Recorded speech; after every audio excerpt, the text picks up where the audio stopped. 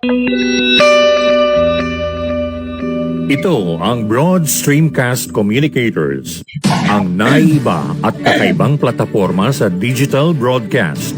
Mula Luzon, Visayas, Mindanao hanggang sa iba't ibang dako ng mundo. Broad Streamcast Communicators, ang sandigan ng sambayanan mula sa walang labis at walang kulang na pagbabalita, paglilingkod, maglalahad ng mga mapagbuong komentaryo at usaping pambayan para sa kapakanan ng karamihan. Broad Streamcast Communicators, tuwirang maglilingkod ngayon hanggang sa susunod na henerasyon.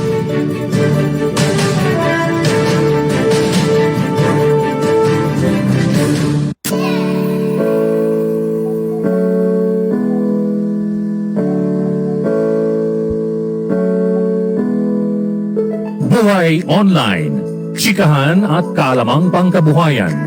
Ating tunghayan, pakinggan at tuklasin ang mga pangyayari at kaganapan sa mundo ng online. Buhay Online, chikahan at kaalamang pangkabuhayan. Alamin ang pinaka-latest trends mula sa trabaho at kung hanggang saan na ang narating ng teknolohiyang ito. At ngayon, narito na ang ating host, ang ating TechieMommy, si Jaye C. Bautista.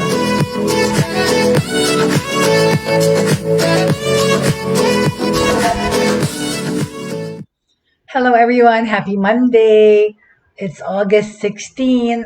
Okay, kalahati na ng month ang nakalipas, and happy Monday to everyone. I trust na nagkaroon tayo ng magandang weekend para sa lahat. Of course, hindi masyadong umulan. Salamat, pero I think there was an earthquake a few days ago. Hindi ko naman naramdaman yon, 5 point something, pero mas malakas yung the one before it, 6 point something, but I didn't feel it. But I trust everyone had a good, safe weekend. Although may mga namang mga balitang hindi nakakatuwa, kagaya nung pag-emerge nitong bagong variant naman, Lambda, ano ba to? Lambda na virus, right? Hindi pa tayo nag-umpisang i-handle tong Delta, may Lambda naman. Which reminds me, Lambda, my dad used to have a Lambda. I don't remember kung anong klase, Toyota ba yung Lambda or Mitsubishi. Basta my dad had a two-seater, hindi man two-seater, basta Lambda. It was a sports car before, I remember, because he used to take us for a ride there. Hindi yan two-seater kasi naalala ko yung aking mga friends, barkada ko sa high school. Sumakay kami papunta ng Baguio with my dad dun sa Lambda. Yung mga girls rode with our dad, and my mom had the boys there sa van. Kasi my parents, we were always we always went on trips out of town. Pero kasi yung mami at daddy namin, hindi kami pinapayagan matulog sa bahay ng ibang tao or mga sa friends, pero they'd much rather na yung mga friends sa amin sumama. So we would have holidays, Matabungkay, ganyan, Baguio, kasama lahat ng barkada namin. So pero si daddy ko, meron silang ng mami ko that they don't travel together para hati daw. Yung ganong klase, I don't know if we call it a superstition or something, but pag mag-travel sila, hiwalay para kung may mangyari, hindi parehong magulang yung mawala. So yun, the girls went with my dad and the boys went with mom. But anyway, so happy Monday everyone. Okay, we're looking forward to a productive week. The past weeks we have been talking about the impact of technology sa ating mga buhay, lalong-lalo na dito sa pandemya, right? And of course, technology plays such a big role in our being in our coping with the current situation. And of course, synonymous sa pandemya ay ang pagtatrabaho sa bahay or working from home or remote working, or we can also call it teleworking, right? Like I have said before in the past, sa Amerika po, matagal ng practice nitong remote working or we call it work from home.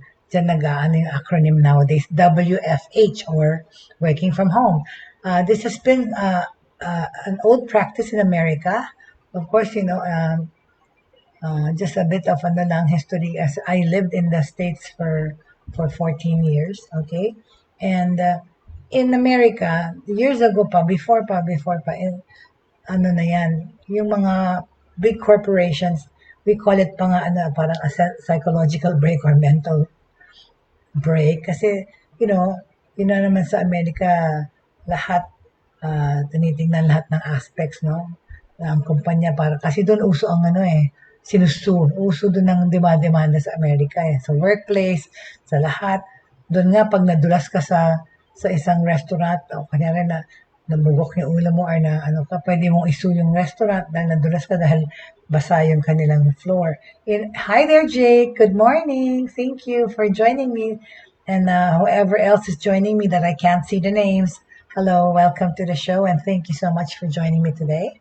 So I was just saying na in America, uso yung mga suing this, suing that.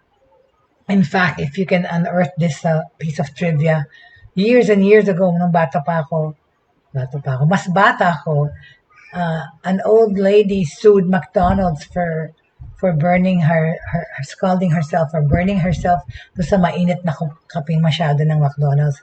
And guess what? Nanalo siya. She was awarded $1 million dahil napaso siya na burn yung kanyang bibig or tongue.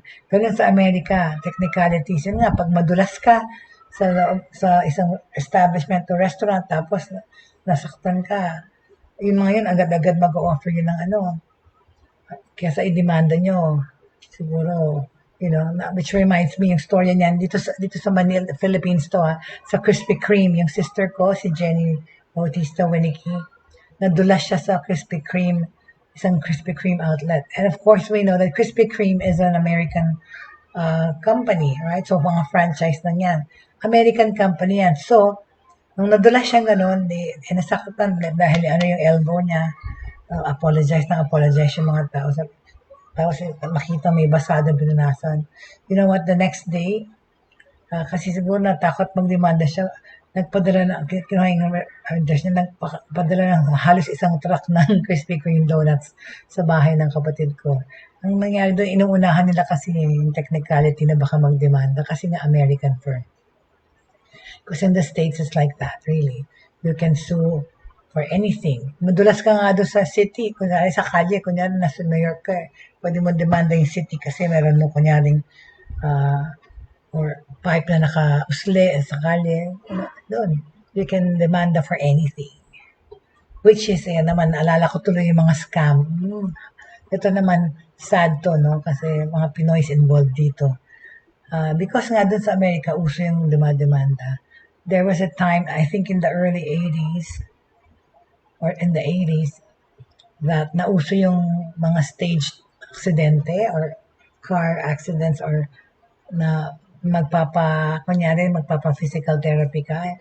Yung mga Pilipino, nasali dyan Tapos kunyari, kasi yung therapy mo, kunyari, pasahero ka sa isang kotse or 5 kayo doon sa isang kotse, lahat kayo didemanda nyo yung insurance nung nagda-drive. Tapos, all of you will get money because of the therapy. Kasabot dyan yung lawyer, tsaka syempre, hindi mo naman masasabot yung insurance company because they're the ones lang paying for the claim. But those sinister things talaga, di ba?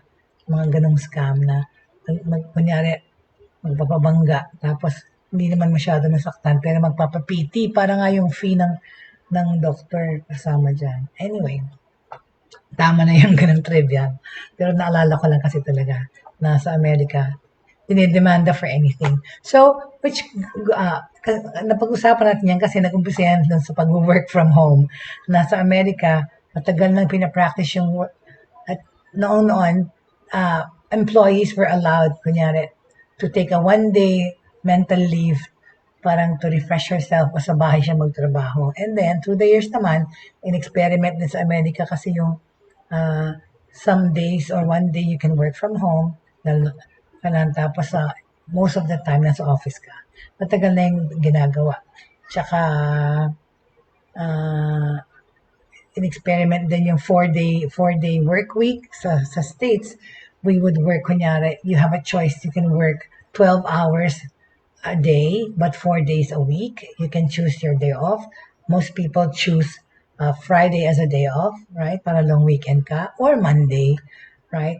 Kasi when you think about it, it works out by itself too, because like ako nung when I was working in America, I used to work more than 8 hours a day every day anyway. Kasi pag nasa medyo top management ka, tsaka kasi hindi ka hourly employee, hindi ka sinasweldahan per hour, wala kaming wala kaming overtime because nakalagay na yun sa sweldo mo. Meron kang comp time na tinatawag. Comp time is company time or compensation time pala, which will make you choose what you want to do with your extra hours. You can either add it to your vacation days, right? Or of course, take it monetarily pagka kinash out mo yung vacation days mo na hindi mo gagamitin. So meron kaming ganun flexibility, no? Sa Amerika. Tapos yun nga, pagka inisip ko sila iba, if you have a 4-day work week and you took 1 week day off, at least you have that 1 day to take care of official things like go to DMV or LTO sa atin, or go to the embassy. Pag meron kang pwedeng gawin ng mga official things na hindi mo magawa, pag 5 days ka nagtatrabaho, di ba, you have to take a leave para asikasuhin mo kunyari yung mga passport mo. Pero pag yung 4-day work week, ayun, maganda yun kung weekday ang off mo. Nakukunin kung nag-opt ka to do a 4-day work week. Tsaka, it eased upon traffic. Diba? Kung gawin lang yun dito yun. Kasi kung hindi lahat ng opisina pare-parehong oras, yun, merong 7 o'clock nag-uumpisa, tapos 4 o'clock umuwi na. That also helps the traffic situation, right? So, ganun sa Amerika. And yun na nga, matagal nang may mga nagre-remote work or work from home. Pero kasi sa atin di ba, even up to now, I mean, and some of my students who are from Japan or Taiwan or China, sa Japan, hindi, kahit na yung pandemic, sobrang ng grabe, hindi pa rin nag-work from home yung ibang Japanese firms. It's the American firms or basta the foreign companies that have offices in Japan, sila yung mga trabahador nila, magto 2 years ng working from home. Pero yung mga Japanese firms, kahit na pinapapasok pa rin araw-araw. I think it has a lot to do with the security, the confidentiality of their data. Now, of course, technically now, naproprotektahan na yan because we have firewalls, we have the cloud to put our stuff in, right? But anyway, so let's revisit the work from home aspect, okay? Working from home during the pandemic. Umpisahan ko kaya muna yung sa medyo negative kong nakuhang feedback o positive muna. Well, this is a recent from okay. Yung positive na lang muna. Unahin natin, okay? Working from home during the pandemic. Yan, that is my banner topic today, right? Those who switch to telework have higher income, education, and better health. Yan ang ibig ko sabihin. Ito yung most of the people who switched to remote working have a higher pay scale, okay? Sabi dito sa nakuha kong na-research kong article. Saka education daw, mas mataas ang edukasyon ng mga nag-work from home in this pandemic. Tsaka, mas healthy sila. Bakit? Alright? This is based on an article that came out in United States Census Bureau. Alright? It was written by Joey Marshall, Charlene Bird, and Michael Burrows a few months ago. Okay? Kasi more than a third of U.S. households reported working from home more frequently than before the pandemic. Kasi nga sabi ko sa inyo, di ba, sa Amerika, matagal na itong ginagawa, right? But the percentage who made the switch varied widely across socio-demographic groups. Yun nga sinabi ko, right? Households na merong mga members na nag-telework more frequently reported higher levels of income, education, tsaka better health condition, right? Then those in which no one changed their typical in-person work in response to the COVID-19 pandemic. Among those with poor health, 4 out of 5 or 79.9% reported that no one in their household switched to teleworking or changed their teleworking habits, compared to just over half or 52.4% of those in excellent health, okay? Since August of last year, okay, the U.S. Census Bureau has asked participants in the household pulse survey, okay, itong ginawa nila. Working from home is sometimes referred to as telework or remote working, okay? Did any adults in this household substitute some or all of their typical in-person work for telework because of the coronavirus pandemic? Yan ang tanong ng census na yan, okay? Among those na sinurvey between August 19 tsaka December 21 last year, 36.9% answered yes. This covers a period when the Household Pulse survey asked questions on both teleworking and respondents' health status, okay? Excuse me. Okay, kamusta natin ang teleworking tsaka yung kung paano kumikita, okay? Hala, nangate. Yung juice makalit sa throat. Ay. Doon sa mga nag-submit some or all of their typical in-person work na sinwitch for telework, then they tended to have a higher household income than those who did not switch to telework. In the highest earning households, okay, those with annual incomes of $200,000 or more, 73.1% switched to teleworking, okay? This is more than double the percentage of 32.1% of households with incomes between $50,000 and $75,000, a range that includes the 219 median U.S. household income survey ng Amerika, which is ang middle of the road na sweldo is 65,000 a year, okay? Yung mga lowest earning households, okay, were less likely to switch to telework. So, sinasabi nila, yung mga mas higher income na capacity to earn ang nag-switch sa telework. I can understand why nga kasi because parang at least may parang leeway kung you're able to switch to telework, right? Okay? With regards to teleworking and education, my God, yung aking kapitbahay, naloloka ako sa kaingayan. Pasensya na. I don't know if you can hear it, but my neighbors are like, aga-aga nagsiswimming. I can hear the water swishing. Mga bata sa kapitbahay. Palibasa, parang walang nag-aaral, pumupunta sa eskwela, or dahil yung mga kapitbahay ko, all day long, nasa kalye yung mga anak. At saka ang iingay. Sorry, Lord. I miss my quiet domicile. Dito kasi, kapitbahay. Okay. Anyway, so, teleworking and education, okay? Educational attainment, okay? It is closely linked to household income, okay? It is another key differentiating factor in the share of household with workers who switched to teleworking during the pandemic. Tignan natin yung tingnan ko yung grid ng percentage. I'll show you.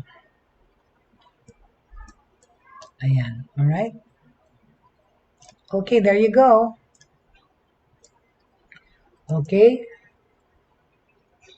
Okay, percentage of households by income with adults who switched to telework because of the coronavirus. Ito tingnan natin tong grid.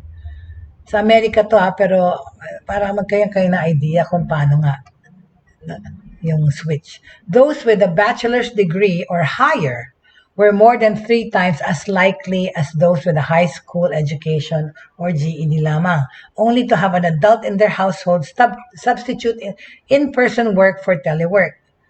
It's compared at 61.7% compared to 19.1%. Di ba ang baba? Makikita nyo dyan, yung mga merong bachelor's degree, alright, or higher, were 3 times as likely as na nag-remote work, na nag-transition compared to mga high school grad lamang. Okay? There you can see the jump, right? Yung income bracket, see? The income bracket, 200,000 and above, yun ang mataas na percentage as compared to less than 25,000. Okay? Hold on a second. May papakita pa akong isa. Hold on a second, kasi I have to just pick it up. There you go. Let me just show this to you. I'm going to show you the percentage of household by education and teleworking. All right.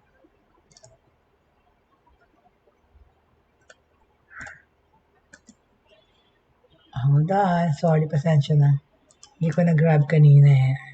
Ano ko sa time.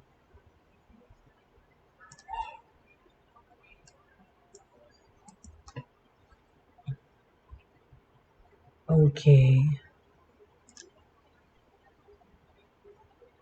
All right. Okay. I'm just gonna get it. Okay. I'm just gonna put it and show it to you. All right. I'll just get it. Bear with me lang po. Kukunin ko lang. All right. Ito yung mga percentage na nagre-remote work ko. Anong klaseng demographics. Okay. What was it?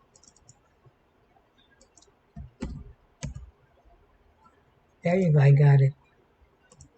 Okay. Ito na. Okay. Ito na. Papalitan ko lang to. Oh, excuse me. Tatabi ko lang ito munang isa. Alright. So here, okay. So I just told you the percentage of, based on the income bracket. Ito naman, percentage of households by education and telework. Alright. No, yan. Percentage of household by education and telework status during this pandemic, okay? Did at least one household member switch from in-person work to telework? Yung kulay blue, yes. Yung kulay maroon, no. No change in network, okay? So, ayan. How respondents can describe their health status also related to teleworking patterns. Pero itong pinakita ko sa inyo, okay, are those with bachelor's degree or higher or more than likely to switch from teleworking. Ito naman, percentage of households by education and telework status during the coronavirus pandemic. Less than yung mga high school, okay, yung blue, hindi sila nag-shift to telework. So yung mga no, yun yung mas mataas na percentage. Pero tignan nyo kung bakit. Yung mga may bachelor's degree, alright, 61% said yes, right? As opposed to yung konti lang yung no. Tapos yung some college degree, mataas pa rin, 65. At ang pinakamababang nag-switch to telework ay yung mga high school graduates lang or less than high school. Diba? Of course, understandably so. Alright? Alright? Naintindihan naman natin kung bakit. Alright? Kasi feeling, of course, mas madaling namang makahanap ng work, whether it's telework or not.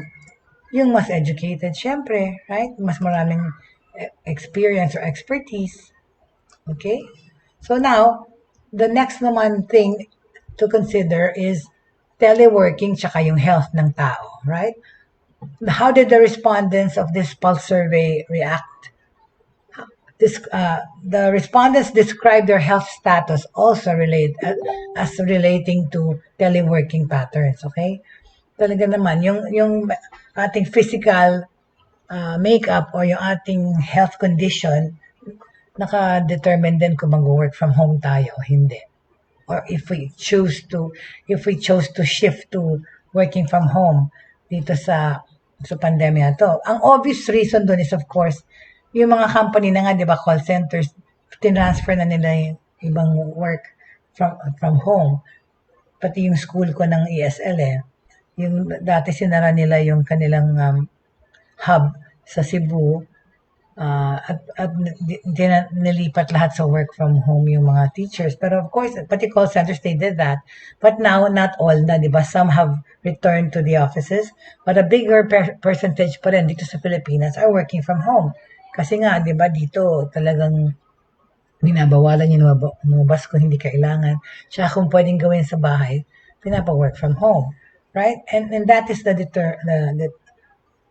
determining factor dito sa pag-work from home. Yung yung obvious reason dahil social distancing at saka kasi nga may pandemic. So, when asked to rate their health as excellent, very good, good, fair, or poor, those who reported excellent health, yung mga na working from home, were more than twice as likely as those who reported poor health to have an adult in their household substitute in-person work for telework. Okay? Among those in poor health, 4 out of 5 or 79.9% reported that no one in their household switched to telework or changed their telework habits, compared to just over half or 52.4% of those in excellent health. So, yung percentage of households by health status and telework during this coronavirus pandemic, okay, hindi ko na gagrab yung kasi ito, take time na naman. Okay, sabi dito sa grid, okay, 79.9% did not change to telework. Okay? At ito yung nagkaroon ng poor health status. Ang question dyan, right? Excellent health, 52.4%. Okay? Very good health, 56%. Pero mas malaki ang poor health do sa mga hindi nag-switch to teleworking, right? In this pandemic. Okay? So, sino-sino ba ang nag-switch sa teleworking, right?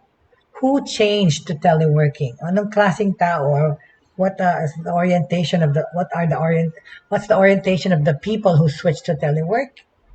Changing telework patterns have been a major feature of the COVID-19 pandemic, as many workers transitioned from commuting to a workplace to working from home, di ba? At pagka tinatanong ko nga yung mga estudyante ko ano ang pros and cons itong pandemic? Ang unang-una nilang sinasabing plus factor, of course, even, my adult students and, of course, the professionals, is the convenience and the savings that working from home has afforded them, right? Kasi nga, kagaya na sa Japan, kunyari, or even in the Philippines, if it takes you like 2 hours to get to work every day, bali 4 hours na kukuha sa'yo dahil 2 hours punta, 2 hours pabalik. Yung 4 hours na yun na nasisave nila from working from home is a big deal because, of course, you can spend that 4 hours wisely and use it to research, to be with family more, or to have more time for yourself, right? Yung nawi-waste mo sa kalye, nagagamit mo naman productively sa bahay and for whatever intent and purpose, right? However, even outside of the context of the COVID-19 pandemic, income, education, and health, okay, are closely correlated, okay? And their relationship to telework is one of the wide array of social and economic outcomes of interest to researchers and policymakers, okay? Yung household pulse survey data, okay, tables, provide more information on the relationship between working from home and other economic, demographic, and geographic characteristics. May bagong experiment na ginawa which is designed to quickly and efficiently deploy data collected on how people's lives have been impacted by the coronavirus pandemic. Information about teleworking has been included in this survey since phase 2, which began August last year, and released new data every 2 weeks. Okay? So, pinag-usapan natin yan, no? Kung anong factors ang na-affectuhan ng remote work, right?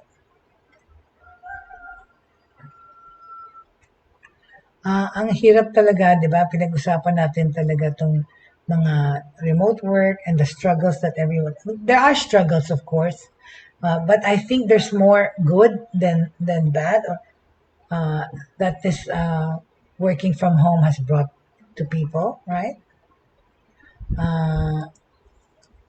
Kaya lang nga, in this pandemic talaga, yung mga working moms bear the brunt of homeschooling, di ba? While working during the COVID-19.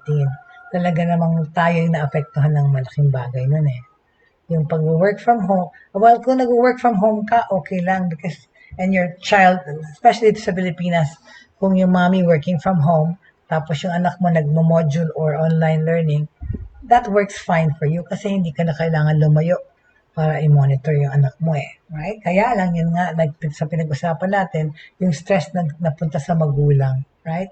Dahil sa pag-aaral online, right?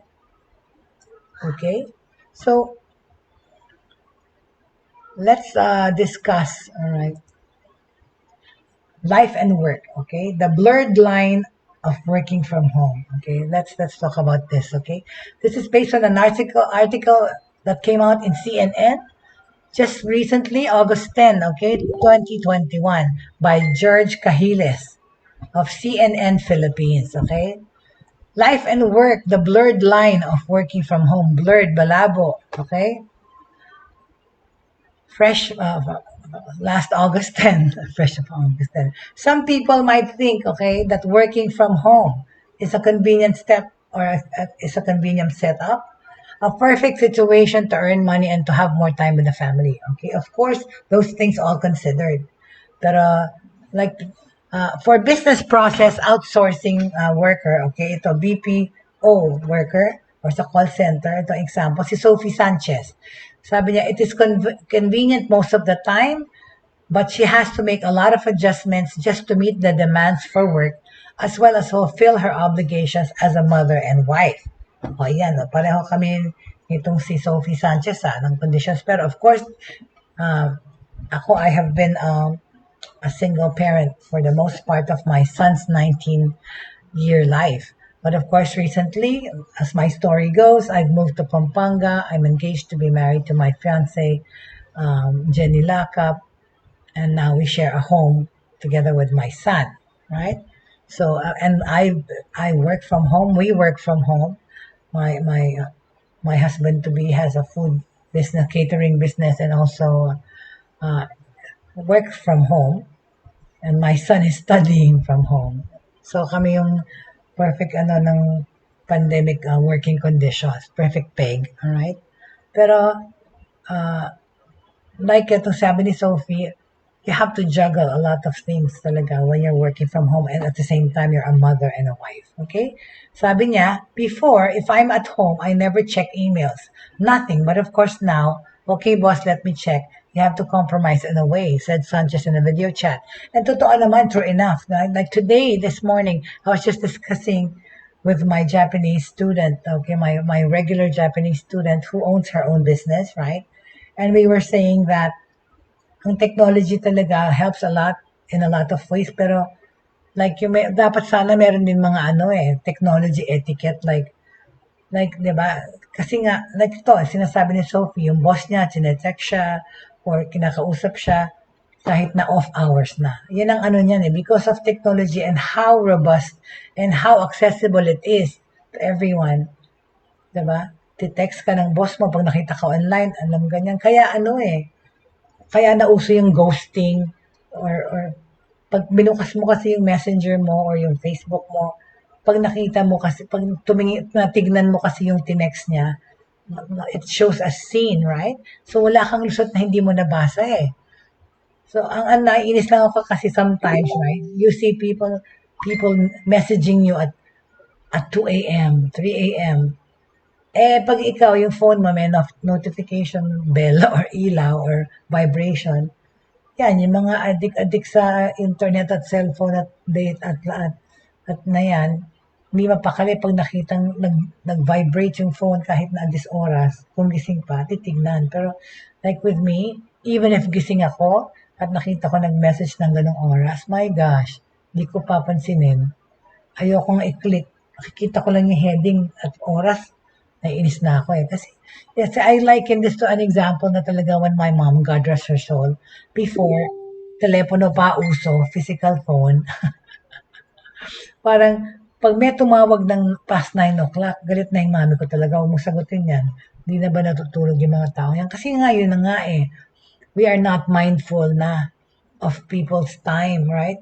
O, kasi nga, maybe because, you deal with also international people, you have relatives abroad that you talk to, pero be mindful naman sa tinetext nyo or minsan tatawag, hindi ko talaga sasagutin kung ungodly na or or even people randomly calling people without informing them that they're gonna call, I think that's pretty rude, alright? Kaya sometimes di kayo nasasagot. Kasi hindi naman, i-announce nyo naman na, or text nyo na, I'm gonna call you. Para alam mo, pipick upin yung call. Kasi baka mamaya, nasa meeting, right? Nasa banyo, nasa whatever. Be mindful, okay? Of who you're texting or who you're at an ungodly hour or calling, okay? So, balik tayo dito sa work from home. Nag-divert na. Okay? Na-affect masyado ng mga oras. But, aside from safety during the pandemic, sabi ni Sophie Sanchez, that works for a BPO, she said, availing herself of the work from home arrangement since March last year has spared her hours of commuting in the horrible Manila traffic. Truth naman. True. Before kasi, it took her more than an hour to reach her workplace in Taguig from her home in Quezon City. Just go more than an hour, minsan 2 hours pa yan, lalo na pa uwi. More than 2 hours from Taguig to Quezon City, okay? Sabi ni Sophie, if I'm staying home, I have that extra hour to squeeze to sleep, snap, to clean or prepare something for my family. Like me, I have a small child. I can continue breastfeeding, sabi nitong si Sophie Sanchez. Paano naman yung mga kasama niya sa bahay, di ba? Kung di siya makaluto. It's quite hard because, for example, right? Sabi niya kasi, she has 2 daughters, okay? A 17-year-old, wow. And a 2-year-old. Ang laki ng gap, alright? Para ka na ulit nagpanganay nun. With a huge age gap, her daughters have different needs. One attends online classes and the other one still plays a lot. Her husband, Chris, is also working from home. Kaya na nga yun, pagka lahat nag-work from home naman, labo-labo na kayo doon, right? Agawan na kayo sa gadgets. It's quite hard because, for example, sabi ni Sophie, I'll tell my children, I'll move to the other part of the house because mommy has to work. Of course, the eldest would understand. The little one will not. Sabihin nun, Mommy, sama ako, right? Then she will cry. Then I'll check with her if mommy can't go to office instead. The little child will say, no, mommy, I want you inside the house. Oh, ayun yan eh, di ba? So, anong blurred line na sinasabi? Okay? Anong blurred line sinasabi tungkol sa pagre-remote work? Well,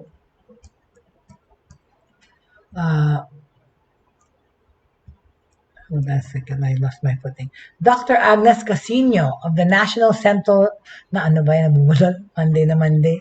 Dr. Agnes Casino of the National Center for Mental Health, or NCMH, said maintaining work-life balance in a work-from-home setup is hardly special.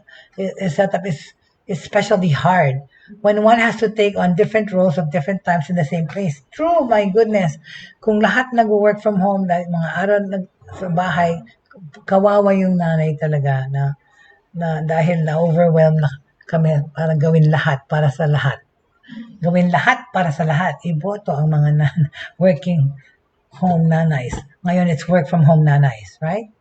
But, this is a time, I think talaga, when both parents are locked down the house or confined to their homes in order for you to work, dapat din kasi yung nanay, na sobrang tambak na ng trabaho, nag-work din siya part-time at the same time taking care of the household. Sana because if the mga husbands are working from home too, mag-share naman sa chores, okay? Tulungan naman ninyo si mommy or si Mrs., okay? Alright? Sabi pa ni Dr. Agnes Casino, she said that pre-pandemic working on site psychologically prepares a person for the role he or she will perform when outside the workplace, okay? Okay naman nga yun, totoo naman yun. Okay? Sabi ni Sophie, meron pa siyang pahabol. Yung commute going to work, it actually sets the tone na papunta ako ng trabaho. Pauwi din, ganon. Ganon din siya kung pauwi ka eh. May time na mag-isip ka pa natapos na ang work mo. Ngayon, because of work from home, nawala yun. The tendency is that hindi psychologically prepared. Nawawala ang boundaries, yung line between working and personal life. Casino said in a health department organized last Tuesday, okay?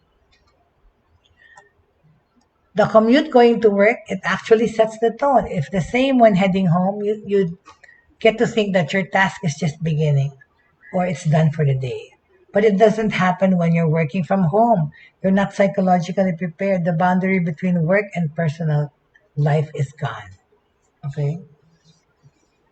Talk to me about work-life home balance. Okay? Sige na nga, talking from my own experience. I have been, working from home since February of this year. And of course, so much has happened. But with me, sinabi ko nga doon sa estudyante ko na may-ari din ng company. Actually, some people think when you work from home, you can slacken or you can be tamad about it kasi oras mo sa'yo. On the contrary, actually, when I when I started moving my business, online and having, doon ko na-realize talaga na working from home, you have to be the one talaga to balance everything eh. Kasi nga, like me, there was a time that I felt na wala nang difference talaga yung bahay ko tsaka trabaho because I'm used to traveling. I'm used to bidding, pitching, wanted to pitch, yung pitching mga bids and projects, right? And when you're working from home, like with me, I napansin ko to sa sarili ko eh, mas marami, there's a tendency for you to work more hours and go beyond the time that's supposed to be allotted. Yung mga nag-work from home ng call center o trabaho, di ba, 8 hours lang devote nila sa isang araw para rin sa kanilang full-time job. Eh ako, because I am my own boss and I'm a freelancer at the same time, I have my own consultancy. I have a tendency to work almost 24 hours a day because naka-on computer ko, as long as naka-on, yan, pati cellphone mo naka-online din, hindi mo maiwasan lalabas yung mga email dyan, labas na lahat. And for example, kahit na you're the one that has to put the brakes on your trabaho eh. Like me, kung hindi ko ipipigil yung sarili ko, kasi yung mga iba kong trabaho, iba kong mga project, or iba kong mga accounts are 24 hours a day. So, thus, I am also tempted to work 24 hours a day. Pero yun na nga as my good friend Fatima said, na, you have to find time to stop, okay? And pace everything. Kasi, for me, pag nakita ko, go, diretso ako, by the time I finish everything, it's already morning, right? And I know that's not healthy too. But, that's how this pandemic affected my life. I am actually busier now than before the pandemic because everything that I do is virtual, right? So we have to find time to plan everything and tsaka yung timetable and you set standards for yourself para wag kang ma-overwork. Excuse me. Kasi nga, like in my case, the amount of money that I earn depends upon how much work I can handle. Yan nga yesterday sa email ko, I had an offer to bid for this post of ano ba yan? Tingnan ko nga. Ano ba yung position na yun? Let me just look at it, okay? So that I can share it with you. I got an offer to bid by my headhunter, okay? Headhunter, ano yan yung mga agency sa Amerika na naghahanap ng trabaho para sa'yo. Kasi, pagka ang credentials mo mabuti, pwede ka kasi nilang i-market sa iba-ibang kumpanya. Yan na, talent pool. Kung araw, employment company, agency ngayon, talent pool na, ang more operative word. So, somebody my headhunter just told me to bid for this PR and email marketer specialist role in America, but I don't have to go to America to get this job. They do everything remotely, okay? So, syempre, tinatanong ko muna, pero ito kasi most likely, it's requiring you more hours, almost full time. And of course, as you know, I can't do full time work in an office like 9 to 5 every day. Masisirang ulo ko. I'm so used to working, doing multiple kinds of work, or I multitask kasi parang nabobore ako pagka yung masyadong routine. So, of course, everything is a possibility or anything is a possibility. I don't say no to possibilities. So, sinabi ko dun sa agent ko, sige, pakisubmit na lang yung mas interesting carrot to dangle. Kung magkano yung sweldong i-offer niya itong nagkukuha ng PR email marketer. Right? So, going back to our topic, right, of working from home, meron pang, ang gobyerno natin, meron siyang website for the working from home during the pandemic. Census.gov, okay? Siguro, alright. So, when there's that blurry line between work from home balance, okay, that we're talking about, kasi nga sabi nitong back ko to Sophia, yung commute niya going to work, it usually sets the tone na pupunta na siya ng trabaho daw. Pauwi din, ganun din kasi pauwi eh. May time na mag-iisip ka pa na tapos na ang work ko. Ngayon, because of the work from home, nawala yon.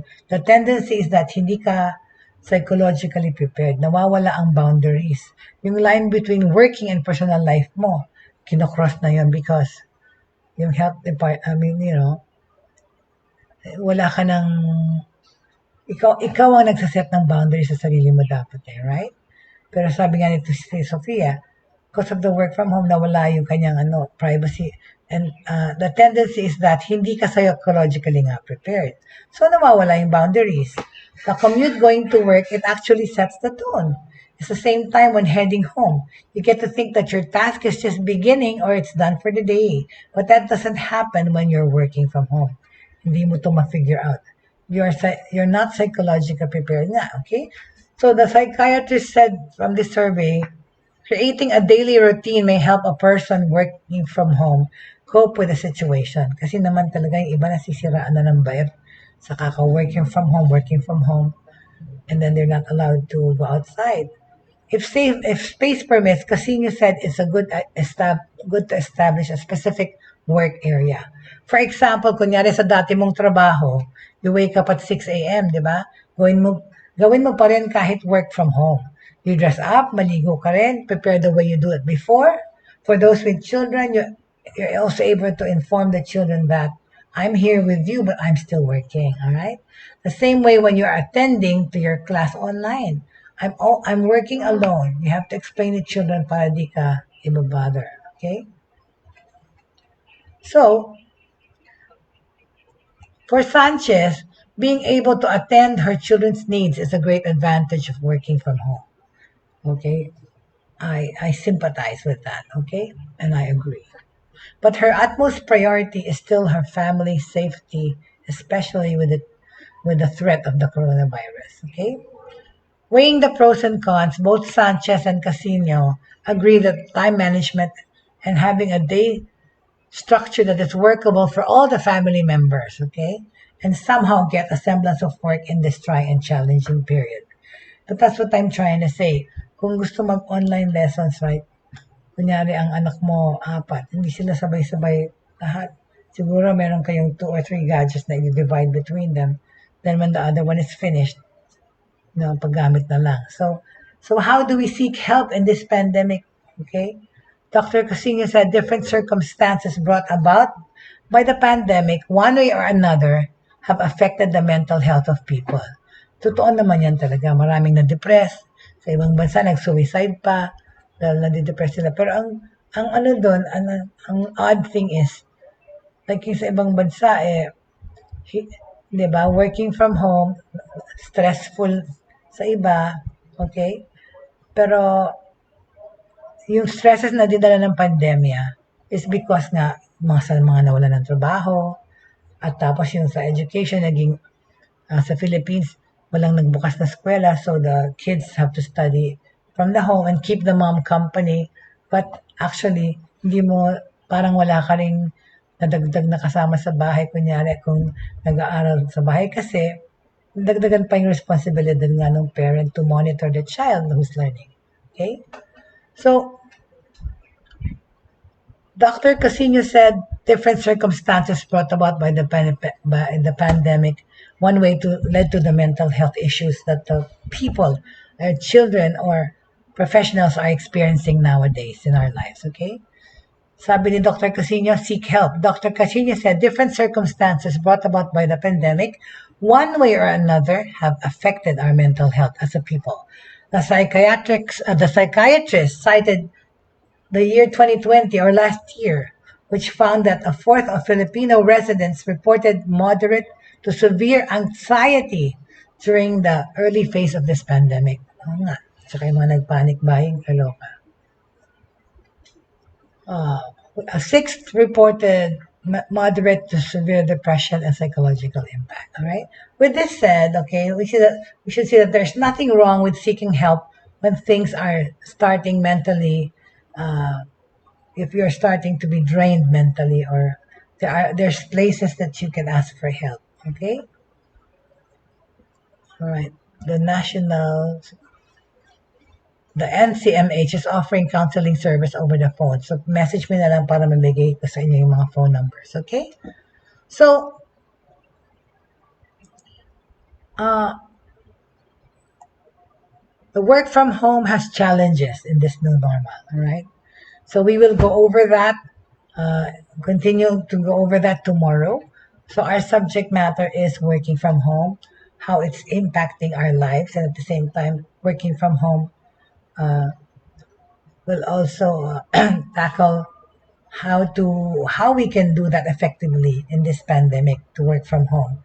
What do we need to do? What do we need to watch out for? So abangan niyo po yung mga challenges na binibigay ng work from home. Tatalakayin po natin yan bukas. Alright? Tsaka, isa pa sa topic natin are the parents, okay? How they juggle work and child care during this pandemic, right? These are the subject matters that people want to talk about. Of course, we're here to serve, right? So, patuloy nyo palang padala yung mga questions nyo or yung mga suggested topics nyo na gusto nyo pag-usapan dito sa show. Please feel free to contact me or even through my Facebook, right? Go through my Facebook page and messenger nyo ako doon, okay? For things na kailangan nyo malaman, alright? Very good. So, and like I said, for those who missed the present episode or gusto nyong balikan yung mga nakaraan naming episode, please feel free to like the Broad Streamcast Communicators homepage dito sa Facebook. And once you've been he or she has been registered, maagad mo na yung mapapanood yung mga palabas namin dito hour after hour. Okay? So, on this note, I'd like to end this episode, okay? To remind us all pa rin, without fail, to be more vigilant, okay, about taking care of the virus situation, all right? Whether you're inside the house or you stepped out of the house, okay? Kailangan mag-alcohol and ayusin yung sanitation sa bahay. But, okay, for those of us working from home, okay, we've done pretty good. It's been more than a year. Just hang in there, okay? For those who will newly be working from home, we wish you the best, okay? Because the beauty of technology is that it's very, very diverse. It's very, very convenient, but at the same time, accessible to everyone. It shows people how to empower themselves too. So, ang technology, okay, ang pinaka-importante ngayon dyan ay magamit natin ito sa tamang paraan and for good gains, okay, and not for ill-gotten things, alright? So, magkita-kita po tayo ulit bukas dito, same time, 11 o'clock to 12 sa Buhay Online. And we are still in the subject. Of course, forever naman technology ang ating subject. Depende lang kung what part, alright? So today we learned about how this pandemic has affected us, our workplace. What the workplaces have decided is to send their employees partially home with the equipment that they need to do work from home. Tapos ito na nga yung aking sinita-sita ng isang araw pa at paulit-ulit na sana because the companies who let their employees work from home, may big savings para sa inyo yan eh. Diba? So, i-trickle nyo na lang yan sa inyong mga empleyado by at least, kunyari, offering 1,000 more for their sweldo so that they can pay internet. Kasi, diba? Truth be told, you're using their internet, you're using their electricity. Okay? And if they have to stand by all day just to wait for clients, you cannot, that's why we have to apportion our time. So, ginagawa nating trabaho sa bahay, dapat tayo maging mindful sa schedule natin because nga yung health natin pwede mag-suffer kung sobra todo-todo ka lang nakatiket sa computer all day, diba? Whether it's work or play, please be mindful, okay? Thank you so much for joining me today. As always, si Jake nandyan. Maraming salamat. Okay, and please patuloy po tayong magsuporta ng hindi lang po show ko, kundi yung mga iba't iba pang mga palabas dito sa, or broadcasts, dito sa Broad Streamcast Communicators page. Of course, we have migrated to excuse me, those who have changed to remote work and those who will transition pa rin to remote work. Okay, ano lang kayo dyan, sit back and relax. I will teach you how, I will show you how, okay, to make it work for you effectively. Okay, thank you so much again for joining me. All right, I hope you guys have a good lunch and a good week ahead of you. All right, this is Jaye Bautista, aka TechieMommy of TechieMommy Talks before in Bulletin, telling you that to please don't ever forget to keep the faith, okay, and have the hope and the capacity to love everyone that needs love and recognition. Goodbye and see you tomorrow. Hindi pala goodbye. See you so long. Okay, see you again soon. All right? Very good. Thank you so much. Please don't forget to message me sa messenger or sa email ko for your suggestions, please, and for anything under the sun. Thank you very much.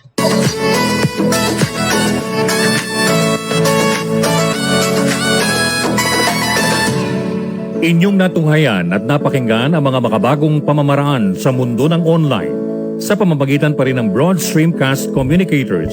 Hanggang sa muli, maraming salamat po.